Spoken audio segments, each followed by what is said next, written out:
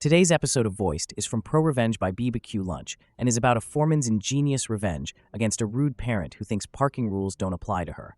What happens when her impatience leads to a remarkable twist of fate? Stay tuned to find out. Subscribe if you enjoy. So this happened earlier today and was too perfect to not share with you guys. I work in construction as the foreman for a new house build.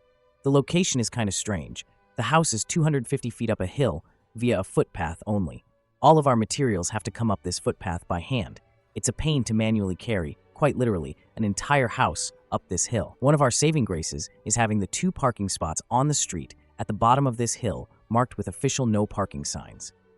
Unfortunately, there is an elementary school about half a block away, and the parents of children seem to regularly think it's okay to park in our spots at least twice a day. Now, I consider myself a reasonable person, so if someone is parked in the spots and we don't have a delivery or a need to park a truck, I will let it go. If we need the spots and there's someone parked there, however, I will ask them to move nicely, and most of the time they do so immediately.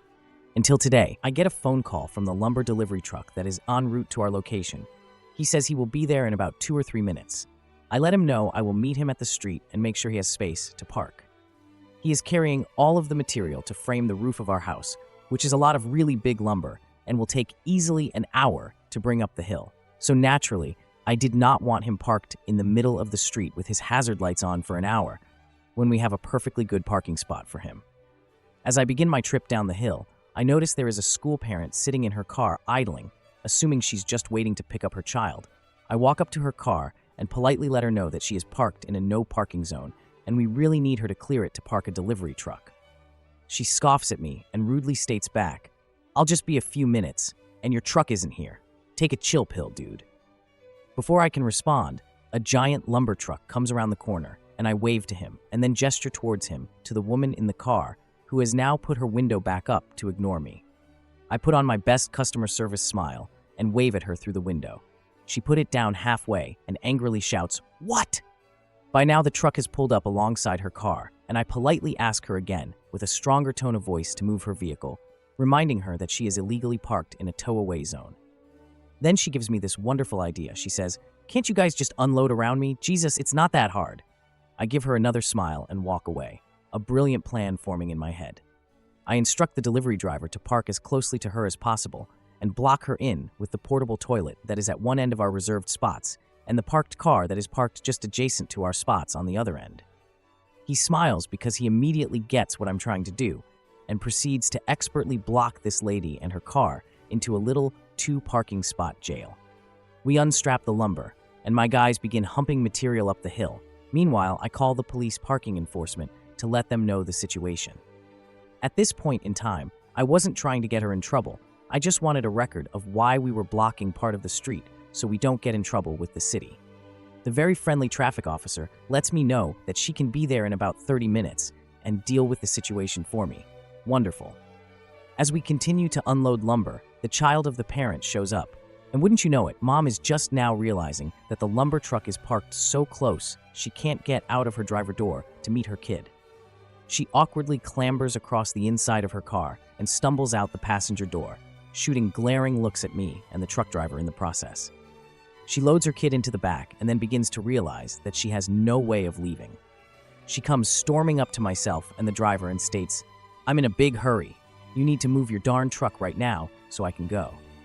Before I can respond, the driver gets a grin on his face and says, "Ma'am, in order to unload the lumber on the truck, we had to unstrap it, and per our company policy, I'm not allowed to move the truck with any unsecured load on it. Sorry." This sends her into near aneurysm levels of blood pressure. Meanwhile, I can barely contain my laughter. "Forget your policy, I have somewhere to be," she barks back at him. At this point, with impeccably convenient timing, the parking enforcement officer shows up and parks behind the truck.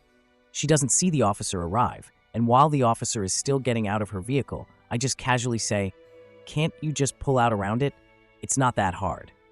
With the biggest grin I've ever had, I watch as she realizes that I just used her line on her. "Forget you," she yells, and storms back to her car and angrily clambers back in through the passenger door and into the driver's seat. At this point, the officer is walking up to myself and the driver. Before she can even introduce herself, the mom in the car slams it into reverse and stomps on the gas, crashing into our portable toilet and knocking it over, and then throws the car into drive and tries to mount the curb and drive on the sidewalk. The officer, driver, and I are staring in disbelief as she gets halfway over the curb and gets stuck. I can hear her screaming obscenities over the idling truck from inside her car. The officer promptly walks up to the door of the car and orders her out. My favorite part of the entire thing is watching her face go to shock as she realized she just did all of that in front of a police officer. She gets slapped in cuffs as the parking officer calls for a second unit, and she is promptly sat on the very curb she tried to drive over. She sits on the curb, yelling to the now two officers about how we told her she could stay there and that we never asked her to move. The traffic officer responds that she was the one who was originally called when she first refused to move, and that she already knows what's going on. While myself and the driver are giving a report to the second officer, my guys finish moving the remainder of the lumber, and the driver finishes his statement and takes off to go back to the yard. By the end of the ordeal, she was arrested, charged with child endangerment. Her child was in the back of the car the whole time. Reckless driving, destruction of property, the portable toilet, and driving on a suspended license. On top of all that, she also got her car towed. The child went home with his grandmother, and she went to spend some quality time in a cell. I never expected her to actually heed my advice, to just pull out around it. But I think next time she'll probably think twice about parking in a tow-away zone if she ever gets a license again. Wow, what a roller coaster of absurdity. I mean, who would have thought that a simple parking mishap could spiral into a full-blown drama with police, a runaway porta-potty, and a lady skydiving into a heap of trouble? It's honestly hard to believe that she thought she could just sit there while ignoring the rules of the road. And let's not forget the classic, "Can't you just unload around me?" line that backfired spectacularly. Sometimes being unreasonable can lead to some seriously unexpected consequences. So, what do you think? Did she get what she deserved, or was it a bit too much? Drop your thoughts below, and let's chat about this wild ride of a story. Thank you for listening to today's episode of Voiced. If you enjoyed daily, high-quality stories, please like and subscribe to show your support.